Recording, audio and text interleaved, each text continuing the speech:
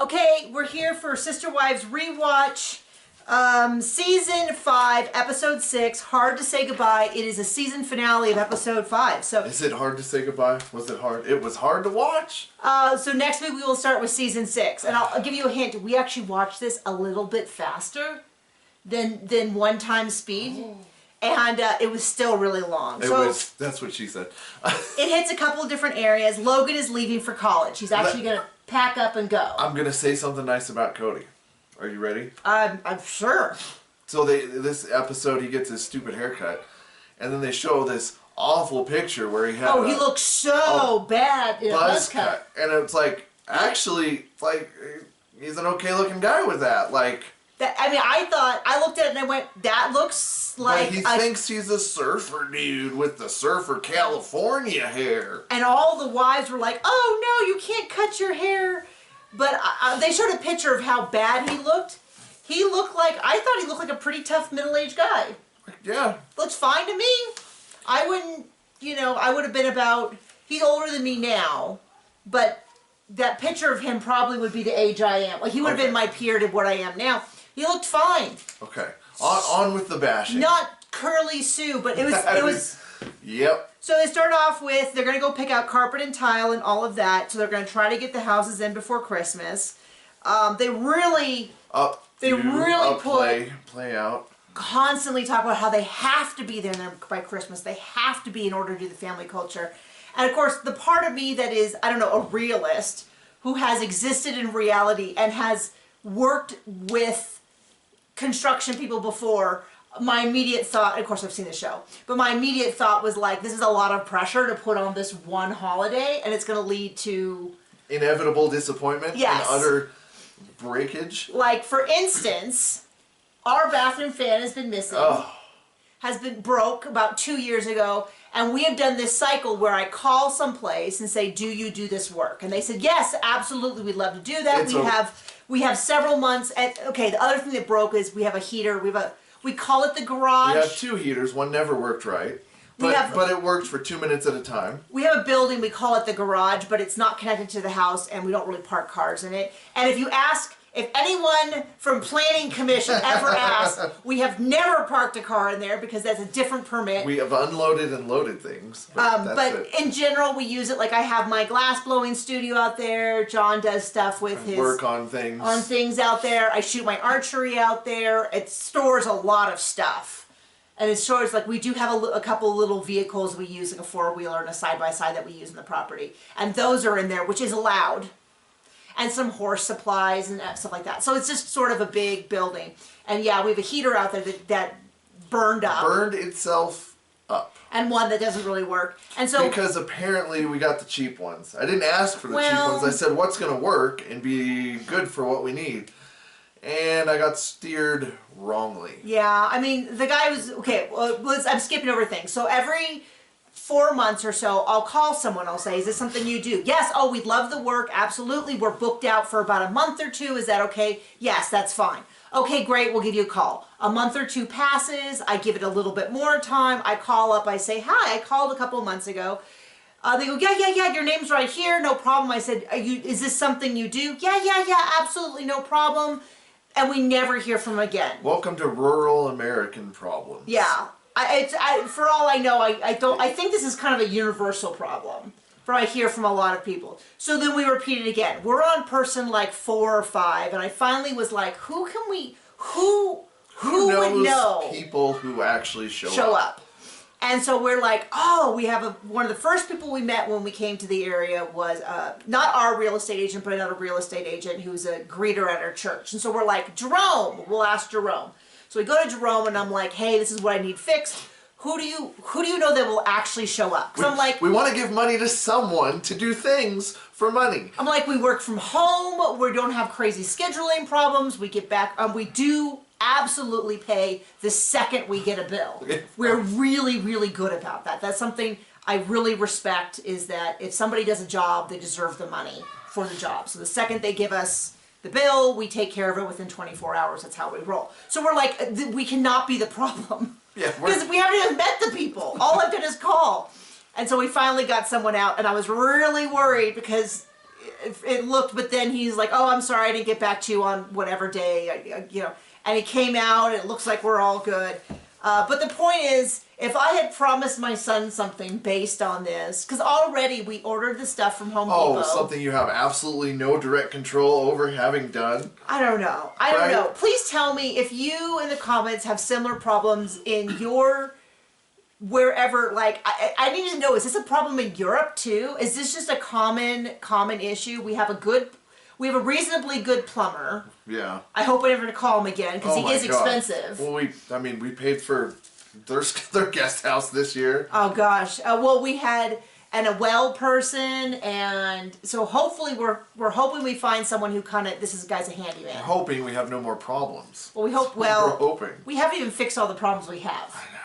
So we'll see about that, but we're still in there. Jeez Louise. So anyway, the point is that they mentioned we have to be in by Christmas, probably a dozen times. Something they have absolutely no direct control over. And then they're really freaking out because they are pre-qualified, but they are not qualified. And Christine talks about how she's up every day at 3 a.m. worrying about this. It's so stressful. She just wants to get this taken care of. And Cody's response is, well, we're all dealing with the same thing. We're all dealing with that. And everyone kind of goes, oh, Cody, that's not helpful at all. And he's like, and so they correct him like it's a polygamous thing. It's always on the wives to deal with life and everything. Because nothing, so then after they all chew him out. He's as useful as a hind tit on a bull. After they all chew him out, he goes, well, we're all stressed. I'm like, oh, that's definitely a better take the second time. And so they go in to pick out the carpeting. They go through, they pick it out. It seems pretty, Robin seems to go pretty seamlessly. Before Mary comes in, Mona's like, okay, Mary's already $200 over budget, which doesn't sound like much, but I guess the idea is she's already over budget, and later on in the episode, they explained that up to $5,000 of other stuff could be added at this point. But it ends up being over $6,000. Six what? $6,000. Not yet. Not based on this, I don't think. I thought they said it was by the end of the episode. It was $6,000 over? It was $6 something, I think. I think it was $68. Anyway, what stood out to me is, okay, I have absolutely shared my feelings about Mary going over. And this whole Mary paid it out of pocket. I'm like, well, where did that money come from? The family. Also the family.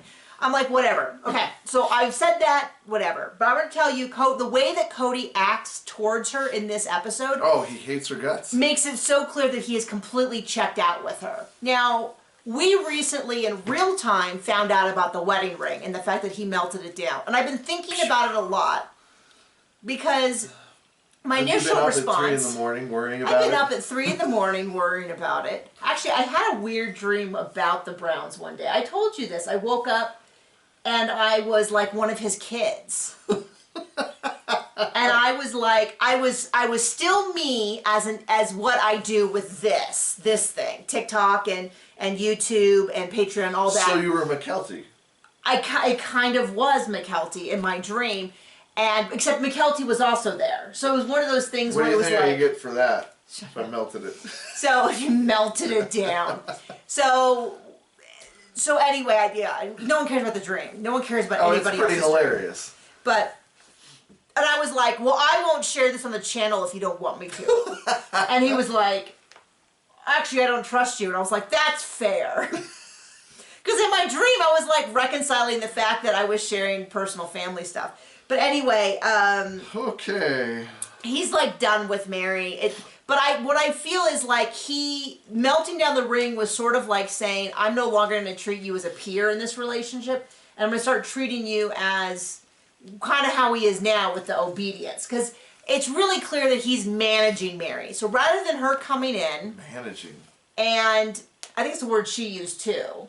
Instead of having to come in and explain the situation, like, just so you know, honey, we're already this much over budget. So everything that we add on is going to be you going over budget. He mansplains it to her like this. He just says, well, what he just does is goes, you can't get any upgrades, so you have to look at this. You have to look at this, you have to look at this. And she's sort of...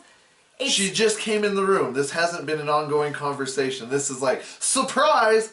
Well, and it wasn't, they didn't even take the time to explain things like, okay, so this is the tile that you get to choose from for these areas. And it also was kind of like, is this some big secret? Why didn't they ahead of time get, like, I would imagine like handouts that are like, here's all the colors, so you had some idea to what your options were? Or do they have to do it all on camera? It's just kind of weird because when we told this story all the time because it just shows how we function, both of us function, which is that when we remodeled we're perfect. Before we remodeled our kitchen in our old home, which we unfortunately never even got to live with because we moved out and your parents lived there instead. They're brand new. We went to the cabinet store. They were friends of the family. They were going to give us a good deal, not the world's biggest deal, but a good deal. And we picked everything out, and we had already done a lot of research on what kind of stuff we had liked. We looked at kind of magazines and this and that and talked about it a little bit. But when we got in there, we were like, that color, that finish, these handles, and we were done in, what, 20 minutes? It was mostly you. It was mostly me? Yeah. I don't remember that. Oh, yeah. And we were there with your parents, too. Yes.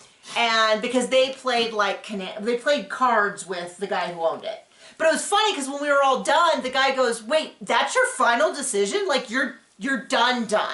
Like this was not like a first run through of what you think you like, and now you're gonna fiddle faddle for a few hours." And we're like, "We got a kitchen remodel. Let's get on it." We're like, "No." It's also like, do I think like the trim around? Do I think it's going to be the make it, break it of the end of it, or you know what I mean? Like, we're just like, no, we already knew that we liked cherry wood. We already knew that we wanted, a sort of not super light, not super dark, granite. We know that we liked brushed nickel because it matched the rest of the house. Obviously, this was like 12 years ago. It's all a little dated. But, so it was like, but it was just really funny because I think the whole thing took us 25 minutes, and the guy was like, I have literally never had a client pick out anything that fast. And it was the same thing we went to pick out, we had to go pick out, were you even with me when I picked out the appliances for the kitchen? And I was just like, okay, I'm not going to get the cheapest, and we don't need to get the most expensive. So show me a middle of the line, nice but not super crazy. Like we don't need a Viking 15 burner stove. Of course, it couldn't fit in the spot. But you know we what I are mean? going to have Viking funerals. Yes. So, surprise. No, so we just did it really quickly. Anyway, I don't know what my point was with this. But I guess the idea was that I already knew what I wanted. So when I went in there, it wasn't like, I've never thought of what finish I want on my hardware. It was like, we've already decided brushed nickel. So then it was like, and I've already decided I don't remember, like round knobs versus handles. Like, so it just was kind of weird. So Mary gets super frustrated with Cody, and he's really like rushing her along, which I'll tell you, if it's someone who needs to think a little bit, that's the exact wrong way to go. Like, that's not helping getting their adrenaline up. And it reminds me so much of what happened with the plots at Coyote Pass, where he didn't want to talk to Mary or engage with Mary. So he did stuff that he thought would make her happy without talking to her, and then was resentful when she actually still wanted to have a conversation. Except a million times worse at Coyote Pass. And I'm not saying that wasn't infuriating some of the discussion, but if she's supposed to be married to the dude, I think she's allowed to have a conversation. Yeah, well, I know. We know better. So she's like, I just gotta go. She leaves, and he's very much like, well, you know how she is. So Janelle comes in, they pick out stuff. She's like, well, we can't really afford a cement pad. We'll have to do it later. I'll have to DIY it. Which is odd to me because DIY still costs money. So it felt a little bit like, oh, I can't afford to have dessert, so we'll stop on the way home and buy pie. And it feels a little bit like, well, isn't that the same thing? Or is it like going out to dinner and getting wine on the way home because it's $60 at dinner and it's $6 for the same stuff? And that's a great question. Is it one of those things? What's a couple of bags of concrete and some wood to frame it up with? Yeah. And Cody's still being really weird. He's like, well, you want the cement pad? And she's like, but I don't have the money. It's like, but don't you want the cement pad? And it's like, well, we don't have the money. This isn't Mary you're talking to. So then Christine does it, and they're like, oh, well, Christine can have a lot of fun because she has so much money left over. And Cody's like, oh, then you should give it to one of the other wives. Oh, but he's just joking. Well, no. I mean, lying. He's absolutely lying. So then she does something else, and they say it again, and he then again says you should give it to Mary. And then, yeah, in the interview, he's like, oh, well, that was a joke. And to be totally fair, both Robin and Mary were like, no, Cody, she's not going to give me the excess. She shouldn't feel guilty for spending it. So, kudos. You almost said something nice about Robin. She doesn't even cry this episode, and there are no gloves. I'm so disappointed. And so then Robin comes back in. Oh, so Mary comes back in with Robin. I will tell you that I saw Cody's attitude was markedly different when Robin was in the room. Yeah. And he was much more amenable and all of that, and so they get through it. And then she goes over $6,000 over budget. I don't think it was $6,000. Honey, I think it was $60 over budget. Let's bet something. I don't want to bet something because you can tell us in the comments who is right. But we know at the end she's over budget. No. At the end of the whole thing. Saying this episode. That's the one part I heard. Okay, well. Paid attention to. I didn't hear that. What I heard her say was it was like she was still over budget, and they were like, but that's not so bad. It doesn't matter. So the kids make a video for Logan. Mary is filming it all. She screws it up, but who hasn't screwed up technology? She was hitting the button to pause and unpause, and she did the thing where she was pausing when she thought she was unpausing, and unpausing when she thought she was pausing. So all of the footage was like when it was sitting down at the table. At least she found that out after the first 5 or whatever. Right, instead of the first 25 or whatever. Yeah. But it seems like she's taken a lot of control of this whole project. Everyone's coming over to her house. She's interviewing them all. Once again, they mention houses by Christmas. This is like the 15th time. Cody goes to get a haircut from Kennedy, and all she does the whole time is point out how thinning his hair is. His hair's getting thinner. And all the places he's balding. And all of the places it's getting thinner. And she just, she's not mean about it, but it's like, I think now he would zap her down with a Gatling gun if she dared. You'd probably want to punch her in the face. Right? Sorry, this is all reference to things he said in the recent one-on-one. We're not just randomly. He threatens violence against the rest of his family that's not Robin's. And we don't know, and strangers. Anyone who criticizes him. Robin. Criticizes Robin. Oh, Rob, that's right. That's right. So so Kennedy just goes on and on. It's Mary and Cody's hairstylist, which is hilarious because in this season, him and Mary do have a similar haircut. Same haircut. Same colors and everything. The surfer dude. So it's like, yeah, she keeps talking about it's a shaggy surfer look, and we're like, oh. And he describes it as a comb over, just a comb over from the center down, as opposed to, but that's accurate. And then they go back to all of the adults, and that's when they said the whole thing about how none of them want him to shave it, because he makes a joke about shaving it, and then of course they don't shave it. And of course he makes a joke so that they have a really good, bunch of TLC played the crap out of that clip, leaning up to, on commercial, when he says, let's just shave my hair. I'm sure they showed that 1,000,000 times leading up to it. It might have actually looked okay for a minute. Yeah, but then all the wives are like, how dare you even joke about shaving hair? You look so bad with a buzz cut. I'm telling you. We've seen the picture. It pains me to say it. He looks just fine. Yep. And in fact, I think he looks 1,000,000 times better than the scraggly waistband. And I think it looks 1,000,000 times. The curl definition he has in modern times is very nice, but it looks ridiculous when it's just 2 tendrils. Super, super long when it's like a ½ an inch. Like, he should just shave it. I saw some pictures of myself recently when I had and no offense to the homeless, but I had the homeless beard going on. Oh, when you had a huge. So the way it worked was. And now I don't have that, and I think I look a lot better. What did you have? You had a goatee when I met you? I had something. And I commented on it in some way. She says, my mom's not going to like it. And I was like, well, I like this girl. It's all it's gone. I don't remember that at all. I do remember, though, that he, shaved it instantly. And I was like, oh, I didn't mean it. He's like, I don't care. I'm fine. So our wedding pictures. I married up, so. His wedding, I do not think he married up. I think. She can think whatever she wants. I know the truth. I tricked him into it. This is. I know the truth. You know the truth. I had been on this shelf for a long time.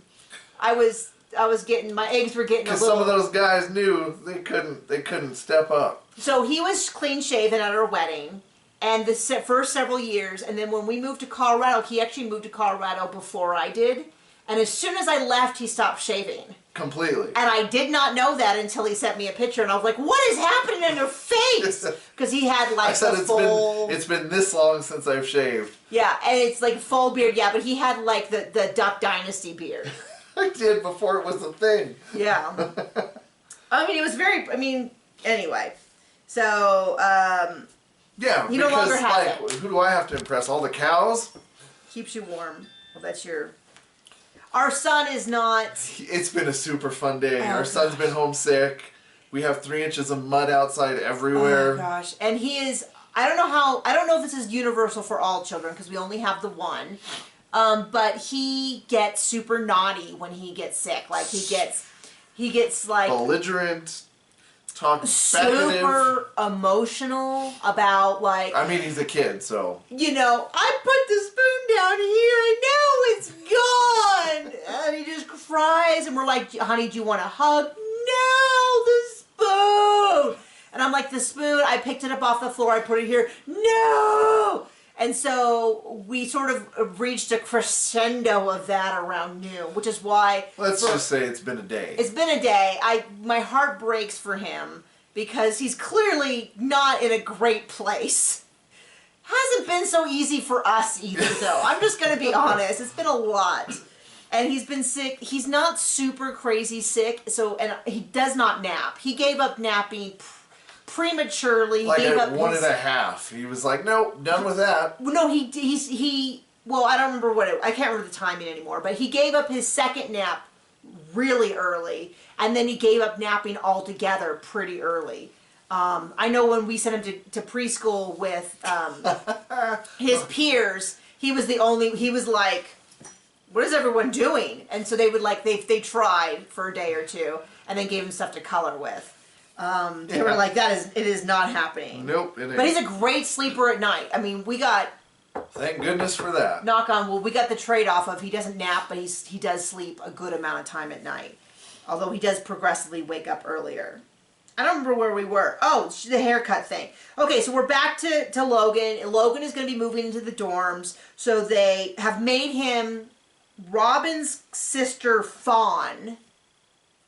I've never heard her mentioned since. Makes these quilts with each kid's face on it. Like she is a fawn, or that's her name? Because never trust a fawn, right? If I know anything from Pan's Labyrinth, it's that. Oh, that is a deep cultural reference to pull, John.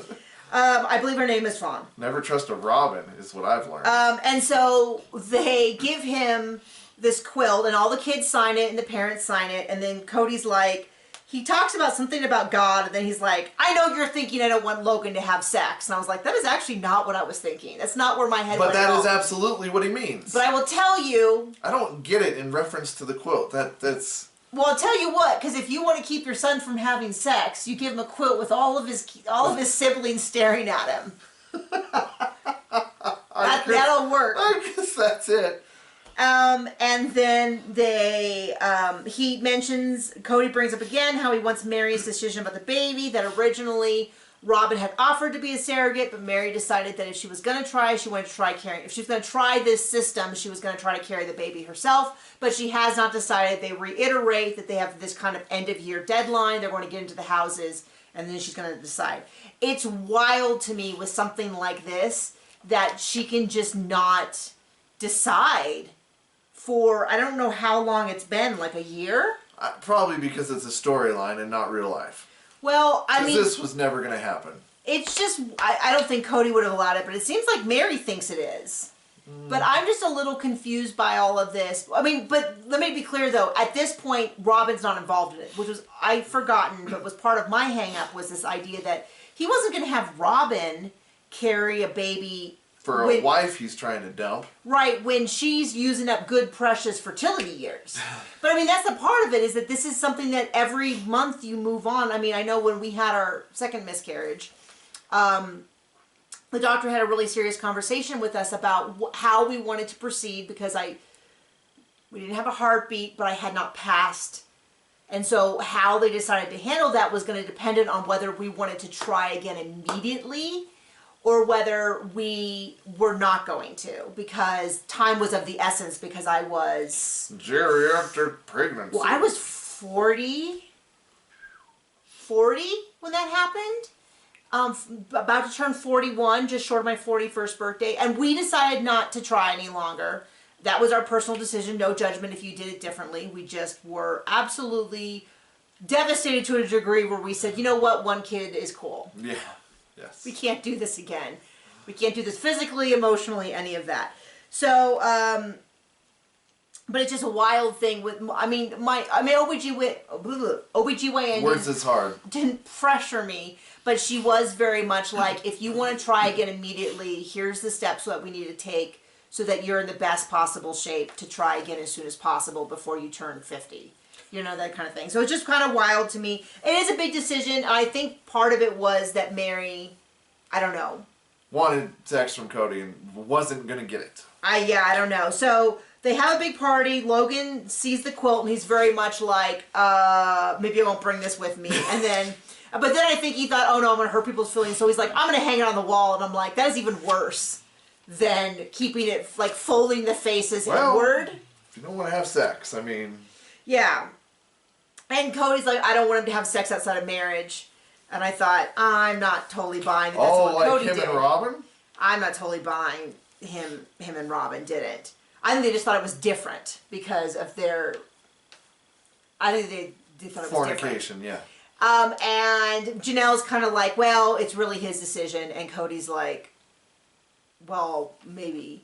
I don't know. So then they show him the video, and McKelty pretends to cry and pretends that she's so... I mean, she did it very tongue-in-cheek. To be clear, she wasn't... It wasn't a Robin, where Robin was trying to convince us that she cries and she's not. McKelty was doing like a joke cry. Like a, oh, I'm just so upset. Like it was clearly a joke. And then Maddie absolutely does cry. Because she's like, you've always been such a good big brother to me.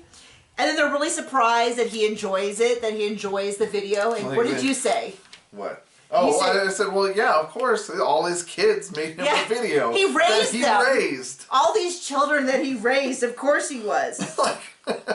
And so Logan gets up and leaves, and that's the end of the season. And Thank goodness. And then they have a little end thing where they show Christine saying, you know, our family culture has really taken a hit since we moved to Vegas. We now know in 2023 that once Robin joined the family, they stopped doing Friday night dinners and they stopped doing Saturday activities, which makes a lot more sense why they were constantly talking about their family culture being lost. Well, I mean, it makes even more sense. It made sense without knowing that because they all lived in separate houses, but it makes even more sense when you find out that a lot of stuff was being neglected that they didn't explicitly mention at the time. And she's worried that it might be too late, and they mention Christmas again. So that is the episode. I can hear my son terrorizing downstairs, stomping around, so we're going to go take care of him. Bye!